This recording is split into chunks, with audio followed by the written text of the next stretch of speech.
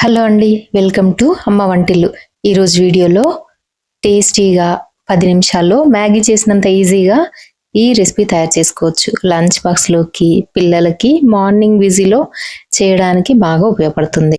మరి రెసిపీ ఏంటో చూసేద్దాం. ముందుగా స్టవ్ పైన కళాయి పెట్టుకొని చిన్న చిన్నగా కట్ చేసి పెట్టుకున్న ఆలు ముక్కల్ని కొద్దిగా ఆయిల్ వేసి వేయించుకోవాలి. 5 ml ఆయిల్ వేసుకుంటే సరిపోతుంది. మంచిగా ఎర్రగా గోల్డెన్ కలర్ వచ్చేంత వరకు ఇలాగా ఫ్రై చేసుకోవాలి. ఒక్కసారి చెక్ చేసుకుంటూ ఉండండి.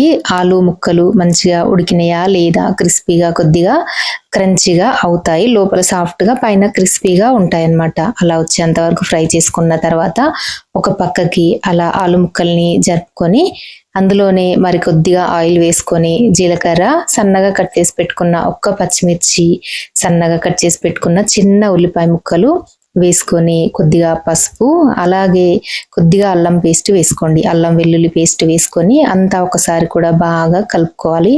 పచ్చి వాసన పోయేంత వరకు కొద్దిగా ఫ్రై చేసుకుంటే సరిపోతుంది. ఇప్పుడు ఇందులోకి తగినంత ఉప్పు వేసుకోండి. ఇక్కడ నేను ఇద్దరికి సరిపోయేంత చేస్తున్నాను కాబట్టి ఒక పెద్ద ఆలుతో చేశాను.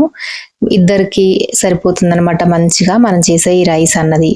సో నెక్స్ట్ కొంచెం కారం వేసుకోండి. తర్వాత కొద్దిగా ధనియా పౌడర్ వేసి, చిటికెడు గరం మసాలా వేసి మొత్తం అంతా కలిసేలాగా ఒక్కసారి అంతా మసాలాలన్నీ కూడా ఆలుతో సహా కలిపేసేయండి. ఒక్క 2 నిమిషాల తర్వాత ఇందులోకి మనం ఉడికించుకున్న రైస్ని వేసుకోవాలి. పొడి పొడిగా ఉండాలి రైస్ ఎప్పుడైనా ఇలాంటి ఫ్రైడ్ రైస్లు చేసేటప్పుడు.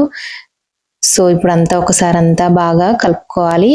లాస్ట్లో కొంచెం కొత్తిమీర వేసుకొని 1 నిమిషం అలా ఉంచేసుకొని దింపేసుకుంటే వేడి వేడిగా ఆలు ఫ్రైడ్ రైస్ మనకి రెడీ అయిపోతుంది.